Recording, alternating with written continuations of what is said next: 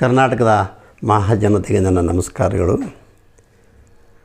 ಇಂದು ಪತ್ರಿಕೆಯ ನೋಡಿದಾಗ ಅಥವಾ ನಿನ್ನ ಎಲ್ಲ ಸಾಮಾಜಿಕ ಜಾಲತಾಣದಲ್ಲಿ ಟಿ ವಿಗಳಲ್ಲಿ ನೋಡಿದಾಗ ಮನಸ್ಸಿಗೆ ತುಂಬ ಬೇಜಾರಾಗ್ತಾ ಇದೆ. ಹೀಗಾಗಬಾರ್ದು ಅನ್ನೋದು ನಮ್ಮ ಅನಿಸಿಕೆ. ಅದನ್ನೇ ಏನೂ ಮಾಡಲಿಕ್ಕಾಗಲ್ಲ. ಆದರೆ ಸುಮ್ಮನೆ ಈ ರಾಜಕೀಯದವರು ಆಚೆ ಈಚೆ ಅವರು ಬಂದರೆ ಇವರು ಎತ್ಕಟ್ಟೋದು, ಇವರು ಬಂದರೆ ಅವರು ಮಾಡಿದ್ದು ಅದೇ. ಆದ್ದರಿಂದ ನಮಗೆ ಆ ರಾಜಕೀಯ ಬೇಡ. ಬಟ್ ನಾನು ಈ ಮೊದಲೇ ಕೆಲವು ಪತ್ರಿಕೆಗಳು ಬರೆದಿದ್ದೇನೆ, ಕೆಲವು ಚಾನಲಲ್ಲಿ ಮಾತಾಡಿದ್ದೇನೆ. ಈ ಕ್ರಿಕೆಟ್ ಬೇಡ, ಕ್ರಿಕೆಟನ್ನು ಬ್ಯಾನ್ ಮಾಡಿ, ಕ್ರಿಕೆಟು ಜೂಜು ಕೇಂದ್ರ, ಅದು ಏನು ಇಸ್ಪಿಟ್ಗಿಂತ ರಾಂಗು ಕ್ರಿಕೆಟ್. ನೀವು ನೋಡಿ, ಮನೆಯಲ್ಲಿ ಉಳ್ಳವರು ಇಲ್ಲದೇ ಇರುವರು, ಕೂಲಿ ಕಾರ್ಮಿಕರು, ಹೋಟ್ಲ್ ಕೆಲಸ ಮಾಡುವವರು, ಎಲ್ಲ ಬಡವರು ಕೂಡ ಅದಕ್ಕೆ ಏನು ಜೂಜ್ ಕಟ್ತಾರೆ. ಏನು ಅರ್ಥ ಆಗುತ್ತೆ, ತಮಗೆಲ್ಲ ಗೊತ್ತಿಲ್ಲ ಅಂತ ಏನಿಲ್ಲ. ಆದರೆ ನಾನು ಭಾಳ ಹಿಂದೆ ಹೇಳಿದೆ ನೋಡಿ, ಯಾಕೆ ಬೇಕು. ನಾನು ಯಾವುದೋ ಒಂದು ಮೊನ್ನೆ ನೋಡಿದೆ, ಭಾಳ ಹಿಂದೆ ಪಾಕಿಸ್ತಾನ ಇಂಡಿಯಾ ನಡೆದಾಗ ಏನು ಒಂದು ಮುದುಕಿ ಹೇಳುತ್ತೆ, ನಿಮಗೇನು ತಲೆ ಕೆಟ್ಟಿದೆ ನಮ್ಮ ಮುಡಮಕ್ಕಳ, ಒಂದು ಬಾಲು ಒಂದು ಬ್ಯಾಟು ಯಾಕೆ ಹಾಕಿ ಸಾಯ್ತಿರು. ಅದು ಆ ಮುದುಕಿ ಹೇಳೋ ಮಾತು. ಅದರಲ್ಲಿ ಏನಿದೆಯೋ, ಅದರಲ್ಲಿ ಮಾರಲ್ ಇದೆಯಾ, ಅದರಲ್ಲಿ ನೀತಿ ಬೋಧನೆ ಇದೆಯಾ, ನಿಮ್ಗೆ ಅನ್ನ ಕೊಡುತ್ತಾ, ಊಟ ಕೊಡುತ್ತಾ, ದೇಶ ಸಾಕುತ್ತಾ, ರಾಜ್ಯ ಸಾಕುತ್ತಾ, ಏನು ತಾಯಿ ತಂದೆ ಸಾಕ್ತದ? ಇಲ್ಲ. ಅದನ್ನು ಒಬ್ಬ ಆಡೋದು ನೋಡಿ ಲಕ್ಷಗಟ್ಟಲೆ ಮಕ್ಕಳು ತಾನು ಹಾಗೆ ಆಗಬೇಕು ಅಂತ ಎಷ್ಟೋ ಜನ ವಿದ್ಯೆ ಇಲ್ಲದೆ ಕಳ್ಕೊಂಡಿದ್ದಾವೆ, ಮನೆ ಬಿಟ್ಟು ಹೋಗಿದ್ದಾವೆ, ಸುಸೈಡ್ ಮಾಡ್ಕೊಂಡಿದ್ದಾವೆ. ಒಂದು ಮಕ್ಕಳು ಪಾಸ್ ಆಗಲ್ಲ. ಇದು ಕ್ರಿಕೆಟು. ಆ ಕ್ರಿಕೆಟ್ ಬೇಡ. ಇದು ನಿಜವಾಗ್ಲೂ ಬೇಡ. ಅದು ನಮ್ಮ ರಾಜ್ಯಕ್ಕೆ ಬೇಡ, ನಮ್ಮ ದೇಶಕ್ಕೆ. ನಮ್ಮದು ಶ್ರೀಮಂತ ರಾಷ್ಟ್ರ. ನೋಡಿ, ಶ್ರೀಮಂತ ರಾಷ್ಟ್ರದಲ್ಲಿ ಕೆಲವು ಕಂಟ್ರಿ ಇದೆ, ಅಮೇರಿಕ ಅಂತ ಕೆಲವು ಮಹಾನ್ ದೇಶದ ಕಂಟ್ರಿಗಳಲ್ಲಿ ಕ್ರಿಕೆಟ್ ಇಲ್ಲ. ಅವರೆಲ್ಲ ಆಗರ್ಭ ಶ್ರೀಮಂತ ರಾಷ್ಟ್ರ. ನಮ್ಮಲ್ಲಿ ಬಡತನ ಇದೆ. ನಮ್ಗೆ ಯಾಕೆ ಬೇಕದು? ಬೇಡ. ಅದು ಶ್ರೀಮಂತರದ್ದು ಅಲ್ಲ. ಅದು ಅಡ್ಡಕಸ್ಬಿ ಜೂಜಾಡುವರು. ನನ್ನನ್ನು ಹೀಯಾಳಿಸ್ತಾ ಇಲ್ಲ. ಅದರ ಆ ಕ್ರಿಕೆಟ್ ಪ್ರಿಯರ್ ನಾನು ದೂಷಿಸ್ತಾ ಇಲ್ಲ. ಈಗಿನ ಮಕ್ಕಳಿಗೆ ಅದು ಗೊತ್ತಿಲ್ಲ. ಅದು ಬೇಡ, ಅದು ಒಳ್ಳೆಯದಲ್ಲ. ನೋಡಿ, ಅದು ಎಷ್ಟು ಕುಲಗೆಟ್ಟಿದೆ ಅಂತ ಹೇಳಿದರೆ ಅವ್ರು ಹೆಂಗೆ ಸೆಲೆಬ್ರಿಟಿ ಆಗ್ತಾರೆ ರೀ? ಅದು ಹೆಂಗೆ ಸೆಲೆಬ್ರಿಟಿ? ಅದೇನು ಮಣ್ಣವ್ರ ಜೀವನ ಲೈಫ್ ತ್ಯಾಗ ಮಾಡಿದ್ದಾರಾ? ಇವ್ರಿಗೆ ಏನಾರ ಗೊತ್ತಿದೆಯಾ? ಜನಕ್ಕೆ ನನಗೆ ಸಾಮಾನ್ಯವಾಗಿ ಇರೋದು ಈ ವಿಚಾರ ಹೇಳಿ ಆ ಮೈಕ್ ಮುಂದೆ ಅದು ಅಭ್ಯಾಸ ಆಗಿಬಿಟ್ಟು ತಡೆಯೋಕ್ಕಾಗ್ತಾ ಇಲ್ಲ. ಅದು ಹೆಂಗೆ ಸೆಲೆಬ್ರಿಟಿ? ನೀವು ಯಾಕೆ ಅವ್ರನ್ನ ಬಿರುದು ಕೊಡ್ತೀರಾ, ಟೈಟ್ಲ್ ಕೊಡ್ತೀರಾ? ಈ ಸಿನಿಮಾ ಅಂತ ಇಟ್ಕೊಡಿ, ಸಿನಿಮಾ ಕೊಡೋಣಷ್ಟೇ. ಆದರೆ ಆಮೇಲೆ ಸಿನಿಮಾ ಕಥೆ ಹೀಗೆ ಬೇಡ. ನೋಡಿ, ಈಗ ಯಡಿಯೂರಪ್ಪ ಸಿ ಎಮ್ ಆದಾಗ ಸಚಿನ್ ತೆಂಡೂಲ್ಕರ್ಗೆ ಇಲ್ಲಿ ಡಾಲರ್ಸ್ಗಳಲ್ಲಿ ಸೈಟ್ ಕೊಡ್ತಾರೆ. ಏನು ಯಡಿಯೂರಪ್ಪನ ಅಪ್ಪನ ಮನೆಯವ್ರದ್ದು ಅದು ಸೈಟ್ ಯಾರಿದ್ರಿ? ಅದೇ ಸೈಟನ್ನು ಮಾರಿದರೆ 10 ಬಡ ಕಲಾವಿದರಿಗೋ ಅಥವಾ ಬಡವರಿಗೋ ಮನೆಗಳಾಗ್ತಾಯಿತ್ತು. ಹೇಗೆ ಸಚಿನ್ ತೆಂಡೂಲ್ಕರಿಗೆ ಏನು ಮನೆ ಇಲ್ವಾ, ಸೈಟ್ ಇಲ್ವಾ, ತಿನ್ನಕ್ಕಿಲ್ವಾ? ಇವ್ರು ಯಾಕೆ ಸೈಟ್ ಕೊಡಬೇಕು? ಯಾರನ್ನ ಕೇಳಿದ್ದಾರೆ? ಒಬ್ಬ ಮುಖ್ಯಮಂತ್ರಿ ಸಡನ್ ಆತನ ಕೊಟ್ಬಿಡೋದಲ್ಲ. ಅದಕ್ಕೆ ವಿರೋಧ ಪಕ್ಷನ ಕೂರಿಸ್ಕೊಂಡು ಯಾವುದೇ ಈಗ ಈ ಜನ ಸಾಯ್ತಾರೆ, ಇಲ್ಲಿ ಕಣ್ಣು ವರ್ಷದಕ್ಕೋಸ್ಕರ 100 ಜನ 50 ಜನ ಸಾಯ್ತಾರೆ ಇಂಥ ಗಲಭೆ ಯೋಜನೆ ಕಾಲು ತುಳಿದಕ್ಕೆ. 10 ಲಕ್ಷ ಶಾಂಕ್ಷನ್. ಇದರ ಅರ್ಥ ಏನು? ಅವರನ್ನು ಐವಾಶ್ ಮಾಡೋದಕ್ಕೆ. ತಾವು ಏನು ಮಾಡಿ ಶಾಂಕ್ಷನ್ ಮಾಡಿ ತಪ್ಪಿಲ್ಲ. ನೀವದು ಇಂಟ್ರೂ ಮಾಡಿ. ಆ ಸತ್ತವರಲ್ಲಿ ಆರ್ಥಿಕವಾಗಿ ಹಿಂದುಳಿದವರು, ಅವರನ್ನೇ ನೆಚ್ಕೊಂಡಿದ್ದವರು, ಅವರು ನಂಬ್ಕೊಂಡಿರೋ ಅಪ್ಪ ಅಮ್ಮದಿರು, ಅವ್ರಿಗೆ ಕೊಡಿ. 10 ಅಲ್ಲ 25 ಲಕ್ಷ ಕೊಡಿ. ನೀವು ಇದನ್ನು ಇನ್ಮೇಲೆ ಯಾವುದೇ ಆಗಲಿ, ಮತ್ತು ಅದನ್ನು ನೀವು ವಿರೋಧ ಪಕ್ಷ ಅಥವಾ ಎರಡೂ ಪಾರ್ಟಿ ಎಲ್ಲ ಪಕ್ಷಗಳು ಸೇರಿ ಅದನ್ನು ಚರ್ಚೆ ಮಾಡಿ ಕೊಡಬೇಕು. ತಕ್ಷಣ ಅನೌನ್ಸ್ ಮಾಡಿ. ನಾವೆಷ್ಟು ದಡ್ರು ಅಂತ ಗೊತ್ತಾಗುತ್ತೆ ನೋಡಿ. ಕ್ರಿಕೆಟ್ ಅಭಿಮಾನಿಗಳು ನಮ್ಮಲ್ಲಿ ಮಾತ್ರ, ಬೇರೆ ಎಲ್ಲೂ ಇಲ್ಲ. ಆಯಿತಾ? ಹಾಗಾಗಿ ನೋಡಿ, ಮೊನ್ನೆ ಏನಿದು IPL, ಎಷ್ಟು IPL ಅಂದರೆ ಇದು ಇಂಡಿಯನ್ ಪ್ರೀಮಿಯರ್ ಲೀಗ್ ಅದಲ್ಲಲ್ಲ, ಇದು RCB ಅಂತೇನಪ್ಪ. ರಾಯಲ್ ಚಾಲೆಂಜ್ ಬ್ರ್ಯಾಂಡ್ ಹೆಸರು, ವಿಸ್ಕಿ ಹೆಸರು. ಬಿ ಅಂದರೆ ಬೆಂಗಳೂರ. ಅದರ ಆರ್ಗನೈಸರ್ ಮೊದಲು ಅವ್ರ ಅಪ್ಪ ಅಣ್ಣ ಯಾರೋ ತೀರೋದು ಕಂಟಿನ್ಯೂ ಮಾಡ್ತಾರೆ. ಈ RCB ನೋಡಿ. ಇನ್ನೊಂದು ನೋಡಿ, ಬೇಸರದ ಸಂಗತಿ ಅಂತ ಹೇಳಿದರೆ, ಏನು ಇಂಡಿಯಾ ಪಾಕಿಸ್ತಾನ ನಿನ್ನೆ ಮ್ಯಾಚ್ ಆಗಿದ್ದು RCB ಆಗಿದ್ದು ಏನು ರೀ? ಇಂಡಿಯಾ ಪಾಕಿಸ್ತಾನನ ಹೋಗಲಿ, ಖುಷಿ ಪಡೋಣ. ನಮ್ಮದು ಔಟ್ ಆಫ್ ಕಂಟ್ರಿ ನಾವು ಗೆದ್ದಿದ್ದೀವಿ ಅಂತ ಏನೋ ಜಸ್ಟ್ ಒಂದು ಸೆಲೆಬ್ರೇಟ್ ಮಾಡೋಣ. ಆಯಿತು. ನೀವು ಪಂಜಾಬ್ ಯಾವುದ್ರಿ? ಪಂಜಾಬ್ ನಮ್ಮ ದೇಶದ ಒಂದು ಜಿಲ್ಲೆ, ಒಂದು ರಾಜ್ಯ. ಇದು ನನ್ನ ಅನಿಸಿಕೆ ಪ್ರಕಾರ. ನಾನು ಎಲ್ಲ ರಾಜ್ಯಗಳನ್ನ ಸುತ್ತಿದ್ದೇನೆ ಇಂಡಿಯಾದಲ್ಲಿ. ನನ್ನ ಅನಿಸಿಕೆ ಪ್ರಕಾರ ಪಂಜಾಬಷ್ಟು ಒಳ್ಳೆ ರಾಜ್ಯ ಯಾವುದಿಲ್ಲ. ಅಲ್ಲಿ ನಯ, ವಿನಯ, ಸೌಜನ್ಯ, ಘನತೆ, ಗೌರವ, ಸ್ಟ್ಯಾಂಡರ್ಡು, ಅಂತಸ್ತು. ನೀವು ಹೋಗಿ ಪಂಜಾಬಲ್ಲಿ ಹೋಗಿ ನೋಡಿ, ಅದು ಏನು ಗೌರವ.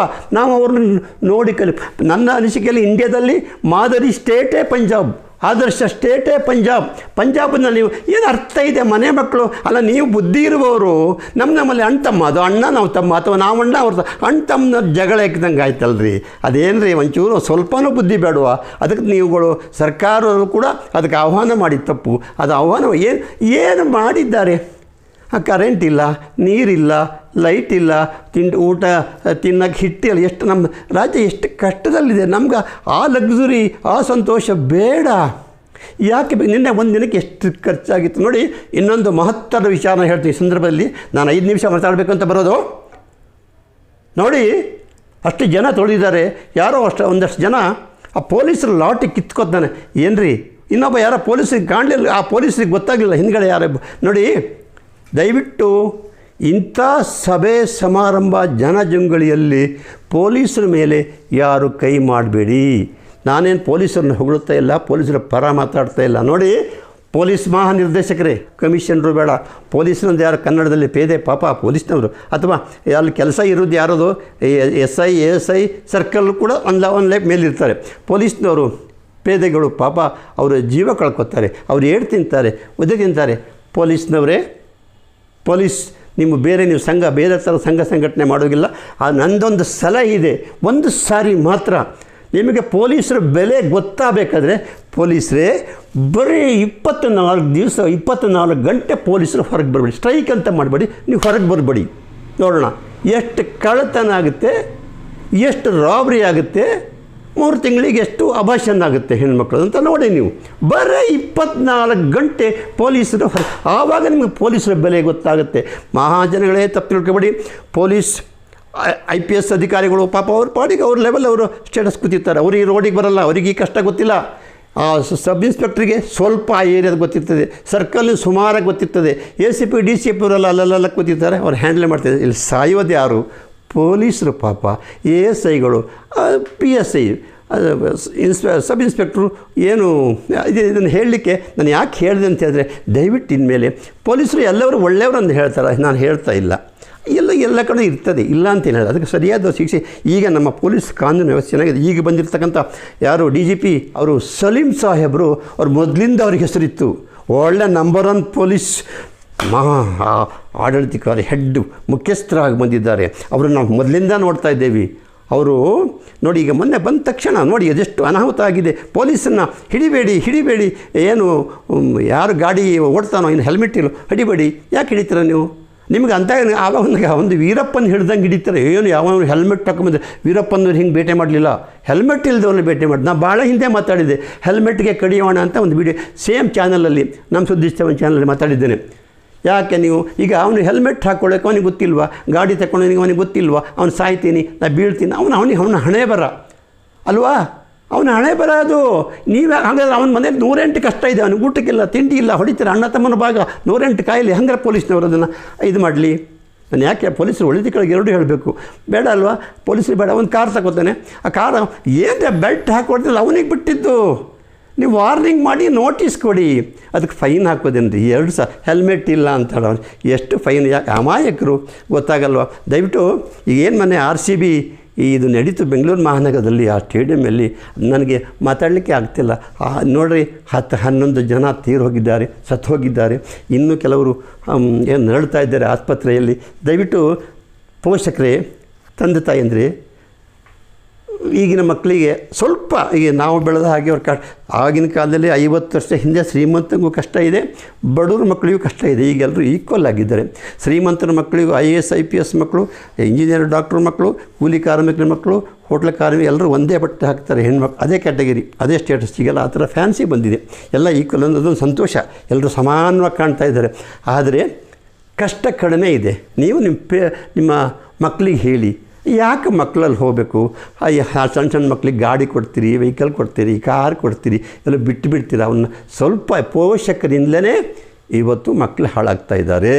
ದಯವಿಟ್ಟು ಪೋಷಕರೇ, ಮಕ್ಕಳು 18 ವರ್ಷದ ಒಳಗಿನ ಮಕ್ಕಳು ಯಾರು ತಪ್ಪು ಮಾಡ್ತಾರೆ ಅದನ್ನು ಪೋಷಕರ ಮೇಲೆ ಕ್ಲಾಸ್ ತಗೊಳ್ಳಿ, ಅವ್ರ ಮೇಲೆ ಕೇಸ್ ಹಾಕಿ, ನನ್ನ ಅನಿಸಿಕೆನ ಹೇಳ್ತಾ ಇರುವಂಥದ್ದು. ಯಾಕೆ ನಿಮ್ಗೆ ಗೊತ್ತಾಗಲ್ವಾ ಹೀಗಾಗ್ತಾಯಿದೆ ಅಂತ. ಹಾಗೆ ದಯವಿಟ್ಟು ನಾನು ಹೆಚ್ಚಿಗೆ ಮಾತಾಡೋದಕ್ಕೆ ನಾನು ಇಲ್ಲಿ ಇಷ್ಟಪಡ್ತಾ ಇಲ್ಲ. ದಯವಿಟ್ಟು ಈ RCB ಅಂತ ಕೊಳಕು ಕಾರ್ಯಕ್ರಮಕ್ಕೆ ಅಥವಾ ಕ್ರಿಕೆಟನ್ನೇ ಬ್ಯಾನ್ ಮಾಡಿ. ಕ್ರಿಕೆಟೇ ಬೇಡ, ಅದು ಜೂಜು ಕೇಂದ್ರ, ಜೂಜು ಕಟ್ಟೆ ಬೇಡ, ಅದು ಅಗತ್ಯ ಇಲ್ಲ.